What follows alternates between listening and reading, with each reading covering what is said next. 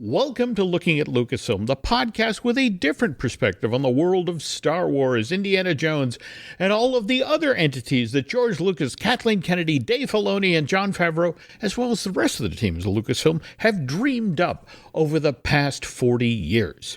I'm entertainment writer Jim Hill, and my co-host Brian Gaughan and I are recording this week's show on Saturday, February 17th, 2024, over the long President's Day weekend. So, Brian, you're old like me. Do you remember when President's Day got started back in 71? To believe it or not, no, because in Chicago and in a Catholic school, we still had the 2 days. We had Washington and Lincoln, and then I moved to California, and I don't remember it until I was maybe in high school, and that would be in 75 or something that we really switched over. So I remember having the 2 weekends off in February. And then when I, graduated, I didn't even think about it until the kids started going to school. And then I realized, they put them both together. But then I think for a while, some school districts kept on, because I think it was a union thing too, that they had so many days. The teachers did. It's interesting you mentioned, where you lived and holidays and, and recognizing holidays and that sort of thing. And, we just had, Martin Luther King Day recently, and New Hampshire not exactly covered in glory when it comes to Martin Luther King Day. I mean, Reagan declared it a holiday back in June of 1986, and New Hampshire, as I recall, didn't actually get around to recognizing it for 14 years. To be fair, I think we still do the same thing with seatbelts. It's just sort of like, no. We're a state that really takes the whole notion of live free or die. In that case, it's, you want to drive into a bridge abutment and fly out of your seat because you're not wearing a seatbelt. Absolutely. Isn't that your state motto? Yes, it is. Yes, it wow. is. We're but again, that's George Carlin used to do this wonderful piece of stand-up about, I travel around, I visit a lot of states, and you look at the mottos and the license plates, and it's like Idaho, it's like famous potatoes. It's like, all right. On the other hand, you go to New Hampshire and it's like live free or die. And it's like, that's a little extreme. If I had to choose, I think I'll go with the famous potatoes. Anyway, we were just talking about President's Day. And what's interesting, George Washington's birthday, February 22nd, 1732. Country decided to honor Washington's memory in 1885 by making February 22nd a holiday for all federal workers. Where this got complicated, and again, to circle back to what Brian was talking about, around the turn of the century, states like Connecticut, Illinois, Missouri, and New York decided that they also wanted to observe Abraham Lincoln's birthday as a legal public holiday. And that was February 12th, 1809. And, but here's the problem. February, already the shortest month. So having some states observe the birth dates of 2 presidents as official holidays within 10 days of one another was really cutting into national productivity. So out of this came Uniform Monday Holiday Law, signed into law in 1971, declaring that the third Monday in February would now be President's Day and honoring the memory of both Washington and Lincoln. And so how does the retail world celebrate this holiday? By holding mattress sales. Though what's interesting is that there evidently there's a real historic tie to this. Why do we associate mattresses with Lincoln and Washington? Well, it turns out during the Revolutionary War, Washington, General George Washington, as he went into battle leading, the revolutionaries against the British, he, as part of his traveling office, so to speak, his battlefield office, brought not one but 3 different mattresses with him. And then if we pivot to Lincoln, I mean, Lincoln was, 6'4". So this is a guy who in his lifetime probably had trouble finding mattresses that fit. And just in case you're wondering, folks, Washington was 6'2". So, yeah, that may have also factored into him hauling 3 mattresses with him. Were these California King mattresses that they had? I don't know. Did they call it a California King, or was it like... I think that was still Mexico at that point, wasn't it? So it was a Mexican king. Mexican king. There we go. All right. Anyway, I know, folks, that has absolutely nothing to do with Star Wars or Lucasfilm, and just wanted to share some pointless trivia with you. Okay, now to the news. And as always, the news portion of today's Looking at Lucasfilm is brought to you by Touring Plans. And if you're headed to Orlando anytime soon and plan on checking out that tourist destination's many theme parks, Touring Plans can help you save time and money. So before you book that flight to Florida, please check them out at touringplans.com. And Brian, speaking of theme parks, the Galactic Starcruiser, that Star Wars themed hotel that used to give guests the opportunity to journey down to the surface of Batuu and explore Black Spire Outpost, aka the Galaxy's Edge portion of Disney's Hollywood Studios, a movie-based theme park at the Walt Disney World Resort in Florida. Now that shuttered back on September 30th of last year, 2023, and where this gets interesting is since we recorded our last Looking at Lucasfilm, construction permits have been filed. These went in on January 29th, and it's the Sun State Awning and Graphics Design. It's a Florida-based company that provides custom fabrics and metal awnings.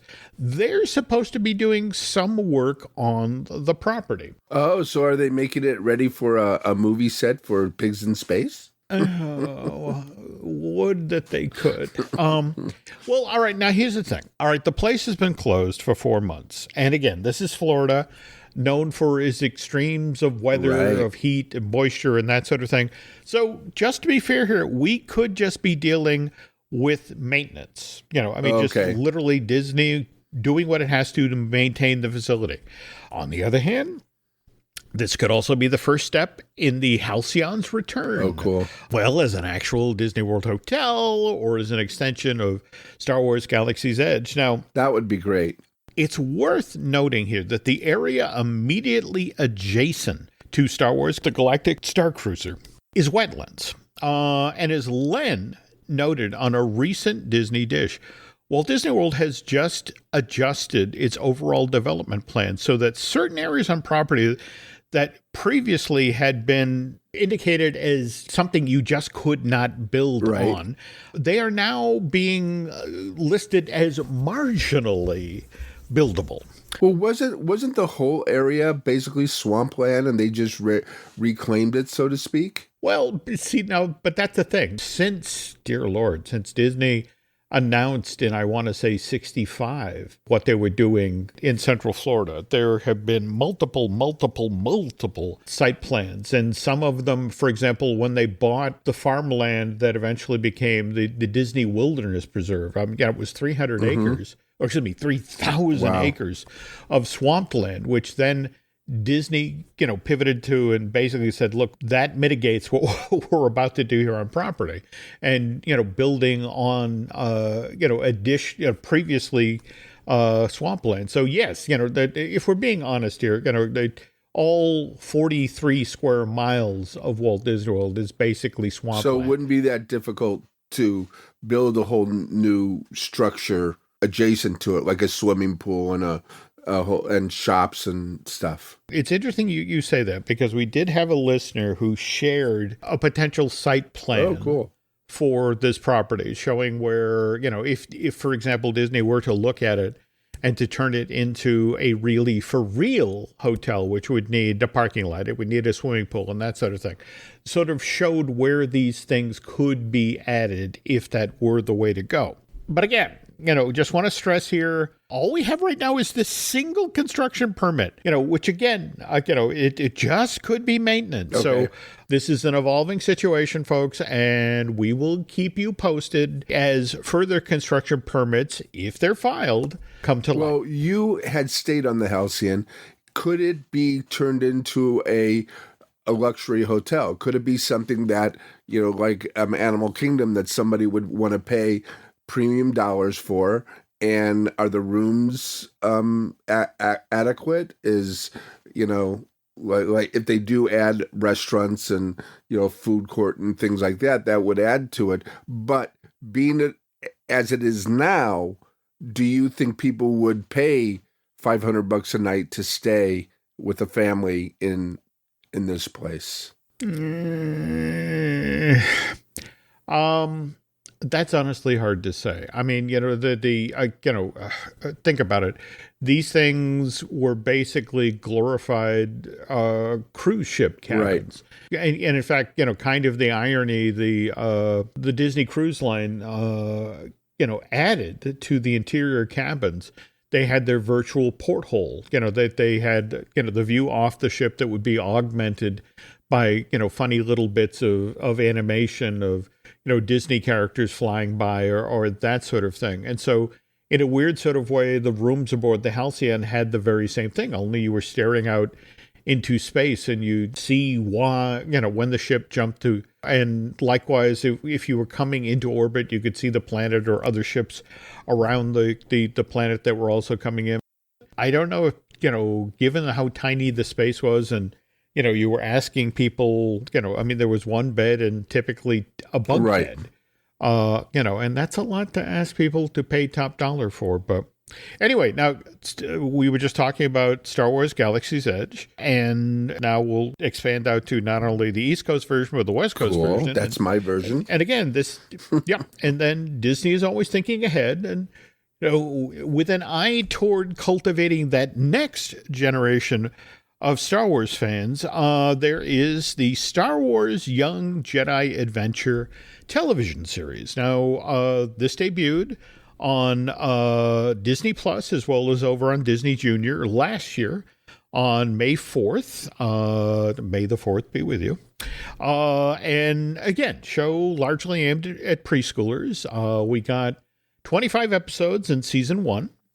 And this past week on Valentine's Day, February 14th, the characters from Star Wars Young Jedi Adventure, they actually traveled to Black Spire Outpost. There was one episode called The Tale of Short Spire, and then second episode, The Caves of Batuu. And just to be clear here, these episodes were basically tail end Charlies. They were episode 22 and episode 23 respectively. And in the case of the Tales of Short Spire, the young Jedis visit the Jedi Temple that's located there in the wilderness of Batuu. By the way, this isn't something that guests can actually get to, but if you played the Star Wars Tales of the Galaxy's Edge virtual reality game, which came out on the PlayStation 5 back in November of 2020, roughly a year and a half after the Disneyland version of Black Spire Outpost opened. But you could visit this temple in the wilderness as part of that game. Oh. But then, as part of the show, the young Jedis, they went to the cantina, they visited the marketplace, they even went to the milk stand where you can get your blue and green milk. In fact, don't try this at home, kids, but as part of the show, they actually used the blue and green milk to short circuit some obnoxious droids. Now, isn't this show supposed to take place almost 100 years before the movies? 200 years? 200, so yeah. the same time as the Acolyte. Yeah, it's set in the High Republic. So Black Spire, did they change the look of the outpost? Did it look cleaner, newer, anything like that? You're not wrong. And also what's kind of interesting is that there are, of course, Disney fans and Star Wars fans that have been to both Black Spire Outposts. And what was interesting is there were folks who commenting after viewing both of these episodes that, what's interesting is if the East and West Coast versions and the subtle differences between them, this really reflected more the Disneyland version. Okay. of Black Spire Outpost than it did the Walt Disney World version. But now, could this be something that they could build there and make it like a little attraction for these? I mean, it's a discovery game, right? Or a discovery thing, like they find a treasure or something. well, I mean, remember this is an animated series for preschoolers, so. Don't get me wrong. It's Disney. Yeah. You go to your local Target or you go to Shop Disney, and this show is supported by a fairly robust retail program. And what's kind of interesting, though, is there's a number of folks who have been waiting, just the effect of, hey, when are you announcing season 2? Oh, okay. Because this, normally when you have this strong a retail program and this. Evidently it's gotten decent numbers and, everyone seems happy with it. And more to the point, the folks at Lucasfilm really want, the High Republic to work as an initiative. So you got something it's basically for kids. And what's happening over at Universal right now? They have a whole LAN that basically is focused on video games and basically focus to kids. Well, now remember, we're talking about the animated series, not the Tales of Galaxy's Edge, the virtual reality game. Though later in the show we will. But I'm just saying, Universal Studios has a whole Nintendo land that it's raking in the dough. And I think that a lot of people are and look what they're doing in Texas. Isn't that going to be basically for kids? So I think they're forgetting the whole, they're trying to get the teenagers, but there's still the kid element there. But again, remember, we're talking about the animated series that visited the theme park. It'll be interesting further on down the line to see if they do, in fact, decide based on the reaction to these episodes that maybe we do need to include a Young Jedi Adventures component in Galaxy's Edge. But now, speaking of animated series, though, Wednesday of this week, February 21st, day this podcast goes live, we get the first 3 episodes of season 3 of Star Wars: The Bad Batch. Now, Brian has managed to see the video out ahead of this. They showed a 3-minute clip of what was his name? Crosshairs. He is in a prison cell, and on the other side, Omega comes to him and tells him she had a difficult time getting away and finding him. And she says, "What are we going to do?" And he goes, "We're going to do nothing. You can't get out of here." And she is she thinks she can, and she wants to go out with him. So I think that's going to be, a main aspect of the two of them planning an escape. Well, now, interesting you say that, because again, remember, I think we talked previously to kickstart this season of Bad Batch. Season 3 will actually start with 3 episodes being available to download simultaneously off of Disney Plus. Now, that said, and I apologize, this is probably a slight spoiler, and I want to stress that there are 15 episodes scheduled for season 3 of The Bad Batch, and you have to wait till episode 7 before there's even a title that says Extraction.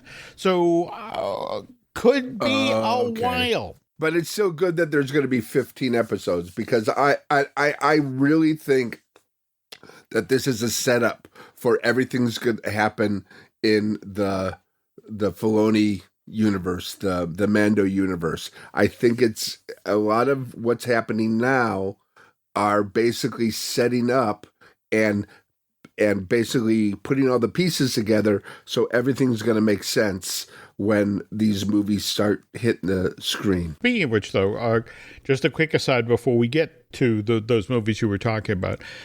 We were just talking about Star Wars Tales of Galaxy's Edge reality game. And Brian, in your research for this week's show, there's now a Mandalorian video game headed our way? Yeah, there is rumor that there's a Mandalorian game that is in the works at Respawn, and IGN was the first people who.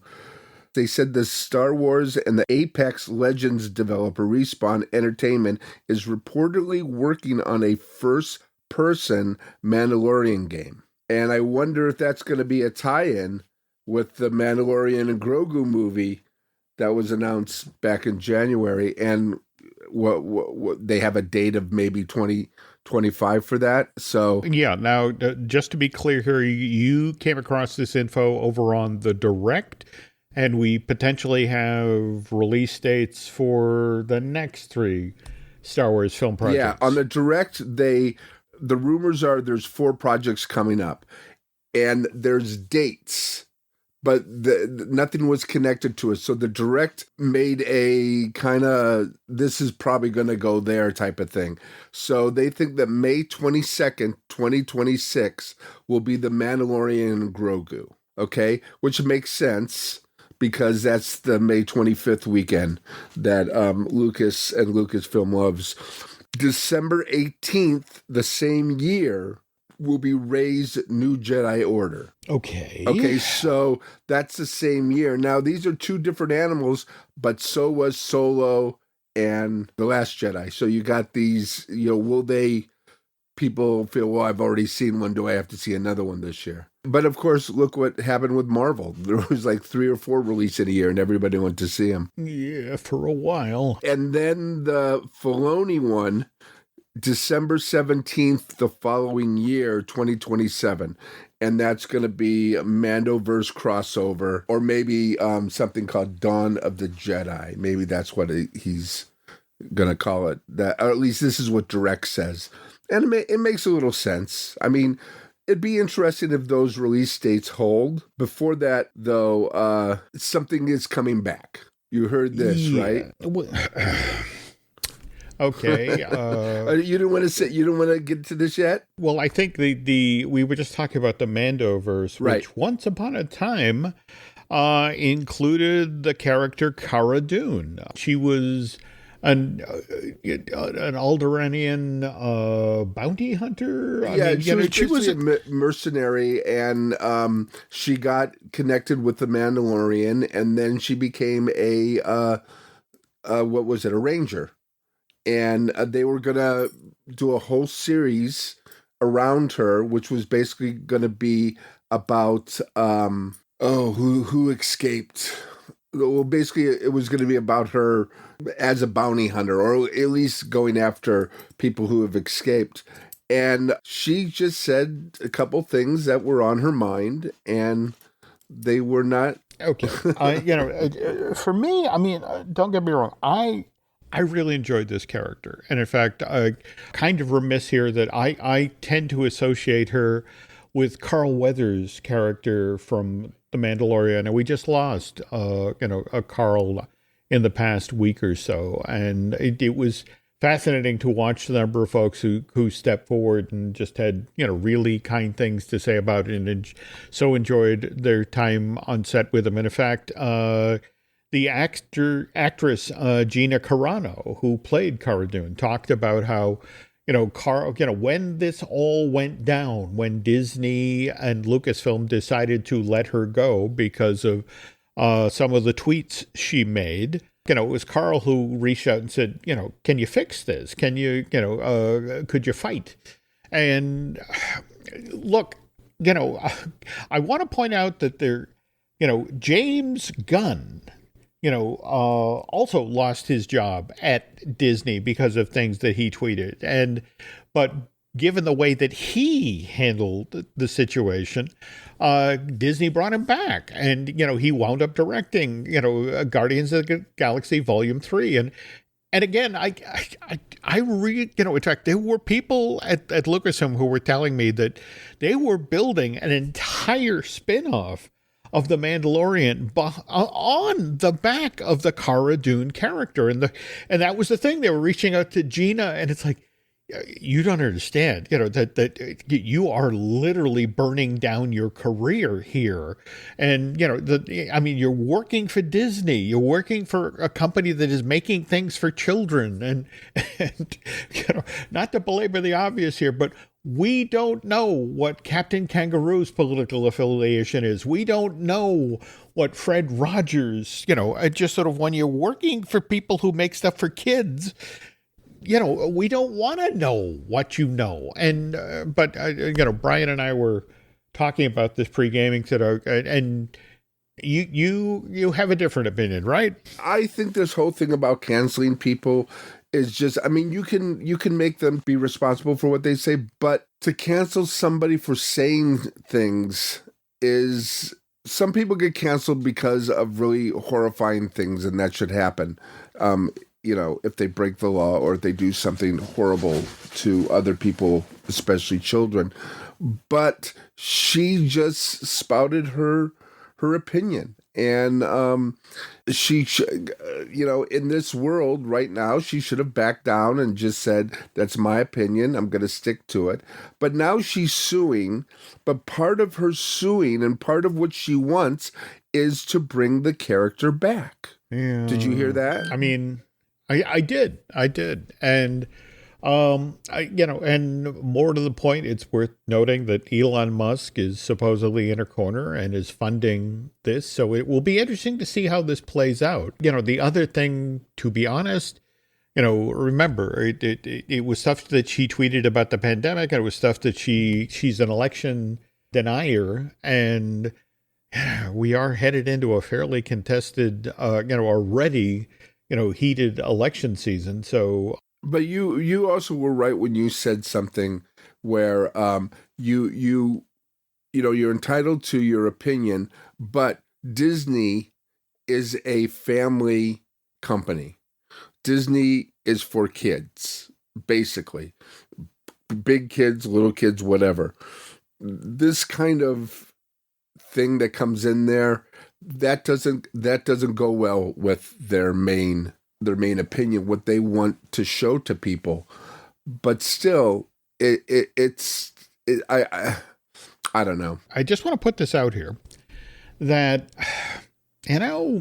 there might be a double standard here. I mean, anyone who follows Mark Hamill, he says some pretty pointed things about our former president. But on the other hand, Mark Hamill is a beloved member of the Lucasfilm family. Mark gets to say what Mark. So I don't know. Well, I think they should bring her back. She's a great character. She's not a great actress, but her character is great, and she does it great. And it's something that I love to see in the universe. I mean, I love the Bill Burr character too. And if we get to see him in the movie, I'll be like ecstatic beyond no end. But there's been a lot of great characters that the Mando universe has brought in, and she was one of them. She was. And I just remember back in the day, when this all started to go down, and just thinking, shut up, I mean, you this is huge for you. You could, again, and all right. Anyway, I'm going to shut up now. But to circle back to what Brian was teasing a moment ago, yes, a fan favorite is returning to theaters in just a few weeks now, which we'll talk about in depth on the second half of today's show. But first, this.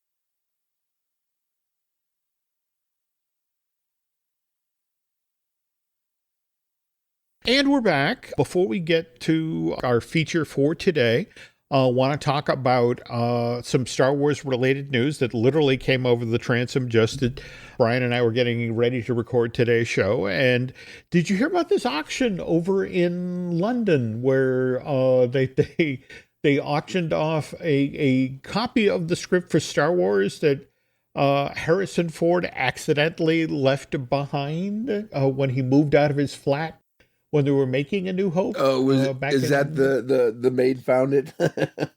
Yeah. In fact, what's interesting is the script is dated for March 15th, 1976. And evidently, while Harrison was in Herefordshire, working at L Street Studios, when he moved, he left the script behind. And mind you, it's incomplete. It has all sorts of different colored pages, which for various different revisions that were done over the course of production. So, you know, from your work on films, Ryan, I mean, that's the real deal. And we used to have bets on what color pages would be next. There we go.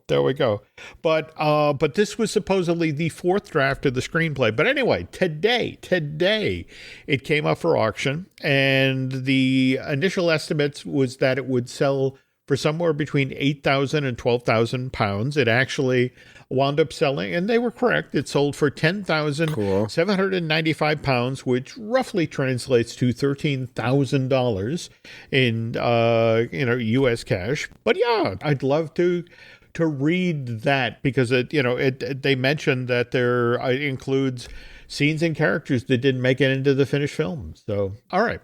Well, anyway, all right. So as we alluded to, a fan favorite is returning to theaters, and that would be Star Wars Episode 1, The Phantom Menace. It is coming back to theaters May 3rd of this year, the day before May 4th. May the 4th be with you. Brian, I'm going to start out by saying I'm actually kind of intrigued that Disney is doing this, given that their experiment with bringing those Pixar films that, because of the pandemic, didn't get the chance to really be released theatrically, Soul and Turning Red, they did not do well at all. Well, that was, I think you guys talked about that on Fine Tuning, that there wasn't a big marketing campaign I mean, I was just like you guys. I didn't know it was even in the theater until I went to the theater and then saw not even a poster for it, but, up in red letters that, the movie was in there, that Soul was in there. And I thought it was some other movie. And then I remembered, oh no, this is the re-release films. But remember when, before Lucasfilm was sold to Disney, they were bringing back all the movies in 3D.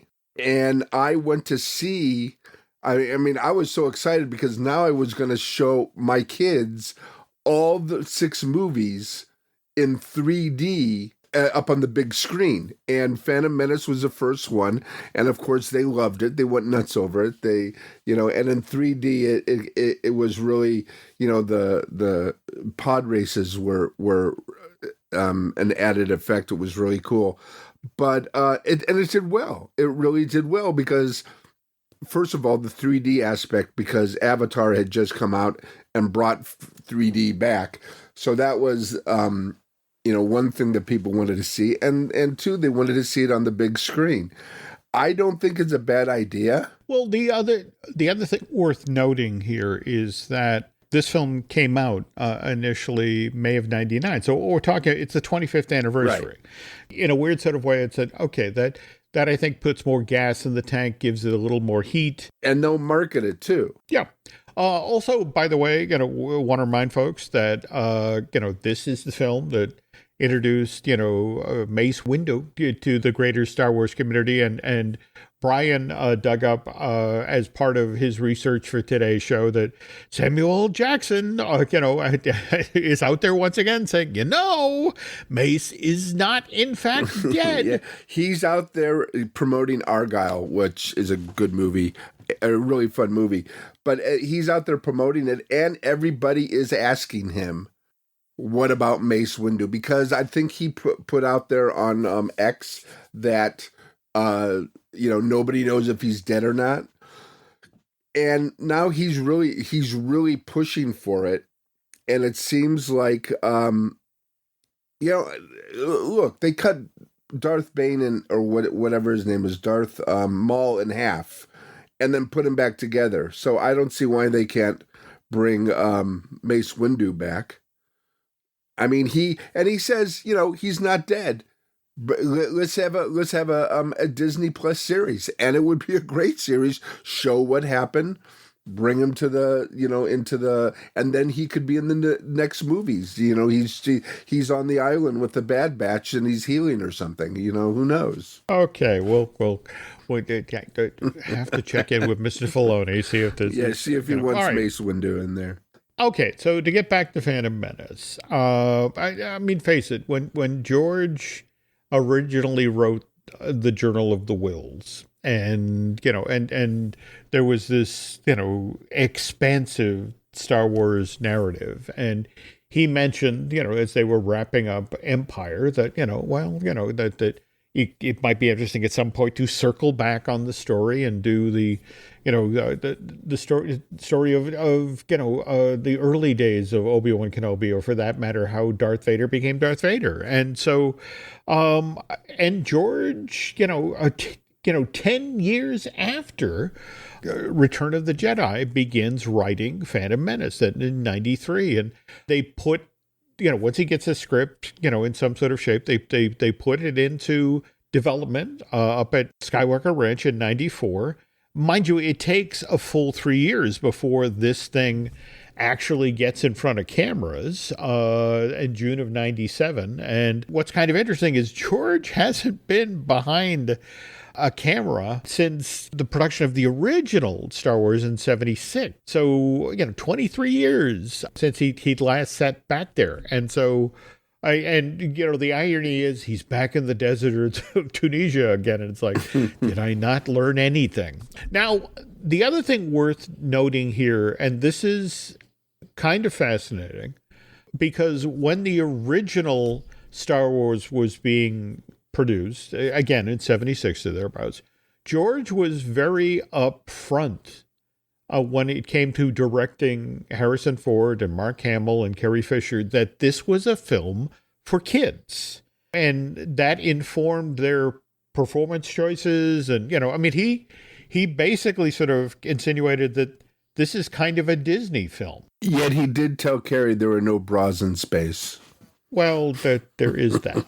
So, worth noting with Phantom Menace that George really leaned into it, that this was a children's film for this first of the prequels. So you had a lot of stuff in this that was deliberately aimed at making it appealing for kids. For example, the pod race sequence, likewise the, I want to say, when Anakin steals, is it the B-Wing? And he's the one who actually takes down right.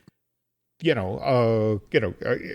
mean, there's a lot of stuff that if you're a young kid in the audience, there were things about this that really appeal to you. Now, on the other hand, we have to talk about things like the trade ministers, and look, George has always been very upfront about whether it's Raiders or Lucasfilm or Star Wars or that sort of thing. That these are based on movie serials of the 30s and the 40s, and those films really use very broad stereotypes. I mean, the villains, chewed the scenery, and especially the ones that were produced during World War II. I mean, oh dear Lord, you watch, the Japanese stereotypes during that period where it's the buck teeth and the squinty eyes, and it's not our proudest moment, folks. And so, that's kind of the problem a lot of folks have with Phantom Menace, is they look at the trade ministers and it's like, wow, those are literally Japanese stereotypes from World War II. But I wonder why somebody didn't say, George, there's going to be a problem here. I mean, Well, like right away you notice it. It's not like it's even hidden. I know. I mean, and in fact, that also brings us to Jar Jar Binks, Yeah. where a lot of people looked at that and saw step and fetch it, and again, the interesting thing is you've talked with George. He says, look, I based Jar Jar Binks on Buster Keaton. And also Goofy. Yep, that's it exactly. That, it was a character that always, manages somehow to do right by doing wrong. The accident prone, but it comes out okay. Well, you know what? Maybe that would have worked if you didn't have that voice. The voice was it's pidgin English. He's not smart. He just does stupid things. Well, maybe that would have worked if he had a different voice, like a goofy voice or something like that, and not the voice he had. I think that was the most offensive. Not that he was a goofy character, but that he had that voice was just, like nails on a chalkboard when you heard it, because it took you out of the movie a lot of times too. You're not wrong. But at the same time, Ahmed Best, was going by what George was telling him to do. Ahmed was going by the script. And, that poor guy got hammered. And in fact, that to me, and again, remember, we're celebrating the 25th anniversary of this film. And for a lot of little kids who went to theaters, and it's like, that's my Star Wars. Phantom Menace is my Star Wars. And they grew up, and I think that's the nicest thing over the past couple of years is the love and affection that this group of Star Wars fans is showing Ahmed Best. And likewise, they're also, really pushing the prequels back into the spotlight. It's like, I know that the adults who saw, A New Hope, The Empire Strikes Back, and Return of the Jedi in 77 to 83, always tend to look down their nose at the prequels, and it's just sort of like, but there's a whole generation of folks like, no, that's my Star Wars, and it's good. And I also like that they brought back the actor Ahmed Best as the Jedi that saved the younglings from the attack on the Jedi Council. That's a Dave Filoni, though. Let's give credit where it's due. That's a Dave Filoni, making good. And that was an inspired choice. And, you like people like that in power making those sorts of choices. Yeah. By the way, if we're going to talk about Phantom Menace, so by the way, again, hugely successful when it came out, made damn near $1 billion worldwide when it was first released to theaters, May of 99. And 16 years after Return of the Jedi opened in theaters. Here's the thing. When they were developing this film, Lucas actually calls down to Imagineering, and this is like 97?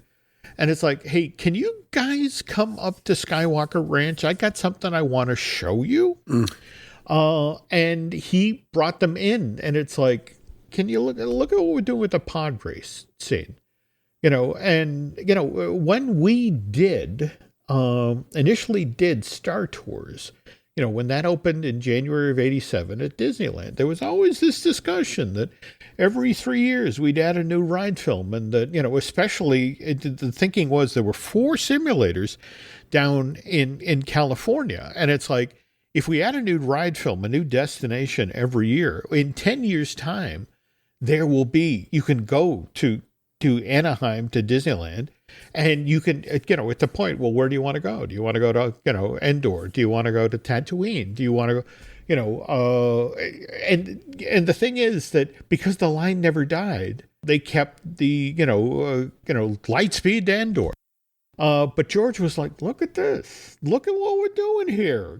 This could be a cool new ride film for Star Tours. So the Imagineers agree. And they begin work on it. And here's the thing, and I want to give credit where credit's due here. It was David Koenig all right, who's the author of the definitive histories of the Disney parks. Mouse Tales, the one about Disneyland, and Reality Land, the one that's about Walt Disney World. He's the one who broke this story back in May of 2005. I want to say it was in fact, you can go today to the article. I want to say it's over on Mouse Planet under the name New Tours. But it's the actual storyline for the pod race version of Star Tours. Okay, so here's how it starts. All right, starts off, you enter and picture it. Now, keep in mind, that let's imagine the Disneyland version of the Star Tours building. So you walk in and you enter the pre-show and you find out you're no longer headed to Endor. Your new destination is the Lunar Olympics on Yavin. And Star Speeders seem to be the same, but when you get on board, no more wrecks. Your pilot's a much more seasoned veteran. And what's so funny is that when you're in the line for the vehicles, you actually see the Star Speeder in front of you make the wrong turn from the original ride film. So, so the inference is Rex is still here. He's just in the Star Speeder ahead of you. All right. So anyway, you jump to light speed, but you accidentally you end up in the equivalent of Star Speeder heavy traffic. And so your veteran pilot now says, I know a shortcut. So he veers off to the side, but now he's lost. And so he pulls into the stadium where, Jabba's pod race thing is happening. And he literally rolls down the window to ask directions. The effect of how do I'm looking for the Lunar Olympics in Yavin. But because he's leaning out and talking to one of the pit droids, he doesn't notice that these mechanics put pod racer engines on the side of your Star Speeder. All right. And then when you come out, you suddenly are in among the other Star Speeders, and he's like, well, let's try it. And so, you're there at the starting line, and suddenly you take off, and then you are in, you're going through the canyons, you're going through the obstacles, you have the villain in front of you who lobs the bomb back at you. Anyway, you win the race. But here's the thing, again, brakes, where are the brakes? Where are the brakes? And you fly into the stands and crash. And now when the door opens up and you exit your Star Tours ride vehicle, it's not just that naked stairs that takes you down to the Star Trader. You are surrounded by animatronic aliens who are yelling at you because you've crashed in the stands. And now when you come down the stairs, you enter basically the gift shop at, Jabba's palace. And only after that, once you pass through there, do you go back out to classic Tomorrowland. But yeah, they had developed that ride the year after, Phantom Menace was in theaters. And, the notion was they were going to announce in 2000, they'd have it up and running in time for 2001. And then Lucas and Disney had a falling out, largely because of Michael Eisner. And again, remember, David shares this story in May of 2005. The actual ride, the new version of Star Tours, The Adventures Continue, doesn't show up in the parks till 6 years later, June of 2011. And I bring that up because I want to remind folks that in May of this year, we're going to get a brand new Star Tours ride film. And this is the one that features Mando and Grogu and Ahsoka. So, at least things are moving that little bit faster. So are they changing any of the, you said they were going to, the original idea for the redo that you'd go out and you'd see all the aliens and stuff. Are they doing anything like that again for this new one? Or are they just going to... Magic 8 Ball says no. Okay. Look, it's been a while since we've had a Star Wars theatrical release that's done really well. On the other hand, we have our limited series for Disney Plus, The Mandalorian, we have Ahsoka, we have the Book of Boba Fett. Forgive me for saying this, but there's still kind of a thinking within Imagineering, to the effect of, well, that's just Disney Plus. Okay. So there's a certain level of funding that because it's just Disney Plus. Now, if this were a theatrical release, we'd be having a different conversation. But again, speaking with folks that, who are familiar with what's going on at 1401 Flower Street, there is an evolution in thinking that's going on. The hard reality is, if you think about the way the generation that Disney is chasing right now consumes media. Right. They're watching stuff on their phones. They're watching stuff on their laptops. They are not going to theaters. And so the whole notion is, doesn't matter where they're watching it. That's the stuff we need to put in the parks. And again, that's why we're getting this new ride film with Mando and Grogu and Ahsoka and Boba Fett. And if this succeeds, watch what happens in the parks. But that'll be a topic that Brian and I will talk about in a future show. And toward that end, we'll be back with a brand new episode of Looking at Lucasfilm in 2 weeks' time. In the meantime, Brian, where can folks find you in the social media sphere? I hang out on Instagram right now, and it's BT Gaughan, Gaughan. And, I don't put a lot up there, but I do put stuff up there, like what movies I see, etc. Cool. Okay. Well, you can find me on the site formerly known as Twitter, now X, also over on Instagram as Jim Hill Media, and also on Facebook as Jim Hill Media News. And want to remind you, we have a bunch of other podcasts we do here. We, of course, have Disney Dish that I do with Len Testa. We also have Fine Tuning, which I do with Drew Taylor, who, by the way, has his own wonderful podcast he does with Charles Hood about the Mission Impossible movies, like The Fuse. Let's see, just started up or revived our Universal podcast, now known as Epic Universal Podcast. I'm doing that with Eric Hersey.